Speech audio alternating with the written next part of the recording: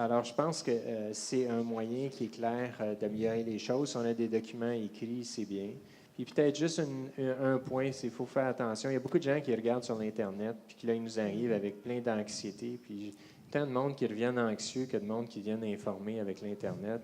Donc, faire bien attention à la source d'information. Vous l'avez mentionné tantôt, les associations, je pense que c'est clair que la Société de leucémie et lymphome, les grandes associations, des sites canadiens, des sites américains comme le NIH, les sites canadiens qui sont pour les associations médicales, la plupart du temps, vont vous offrir une information qui va être de qualité. Mais c'est important de ne pas prendre l'information n'importe où et n'importe comment. Excusez, ça c'est un bon point, que ce soit Diane, Judith ou moi, nos proches, nos conjoints, conjointes, parce que, bien évidemment, il y a les étapes où tu as un diagnostic, mais tu es relativement correct, tu sais, ou dépendamment des situations. Mais il y a des étapes où tu es un peu amoché, hein, puis tu te fais poser, on parle de nous poser ou s'informer auprès de nos équipes médicales, puis d'être actif, mais très souvent aussi, surtout en isolation, tous les jours, l'équipe médicale te pose des questions, veut savoir où tu en es. Après ça, les visites, une fois que tu es sorti, c'est, bon, qu'est-ce qui est arrivé depuis la dernière visite?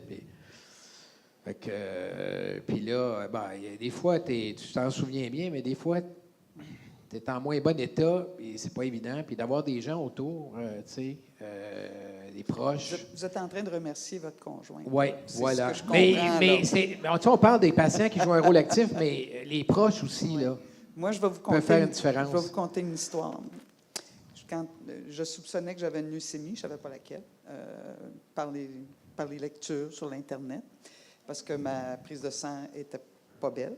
Et je suis rentrée avec ma tendre moitié. Le médecin oncologue a pris 2 secondes et quart. Vous avez une leucémie myéloïde chronique. Voici vos options. Transplantation ou médicaments.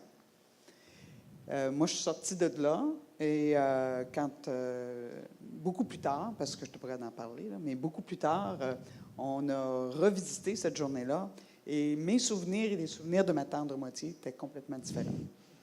C'est pas du tout les mêmes choses qui se sont produites. C'est assez particulier. Je pense qu'elle avait plus sa tête que moi, là, mais voilà. Alors, c'est important de ne pas être seul, je pense. Si on n'a pas de conjoint ou conjointe, un membre de famille, quelqu'un pour cheminer, parce que notre cerveau, effectivement, a tendance à... Il y a quelques petits rouages qui ne tournent pas rondement quand on est dans une situation de survie. Je tiens à vous remercier infiniment. Est-ce que quelqu'un veut le mot de la fin? Madame Hubert. Mon Dieu.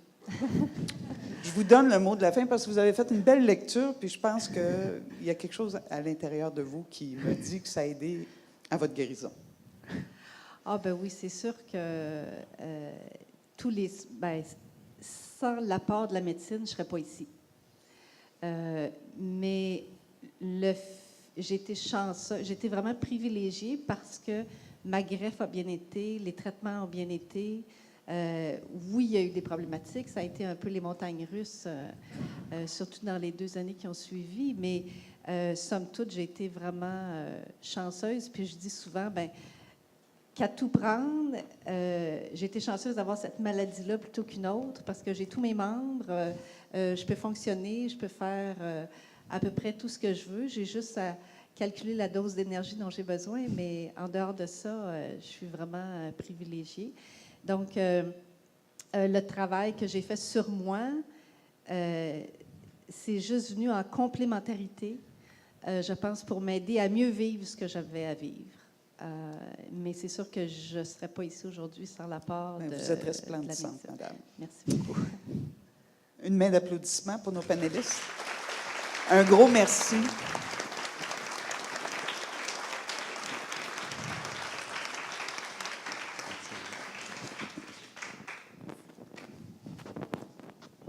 Alors, chers invités, c'est maintenant le temps d'une pause santé d'une 15aine de minutes environ.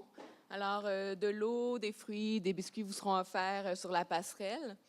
Profitez de ce moment pour regarder les magnifiques photos qui sont projetées sur les murs de la passerelle. Et nous reprendrons nos activités dans une quinzaine de minutes à 14h30. Merci. Merci.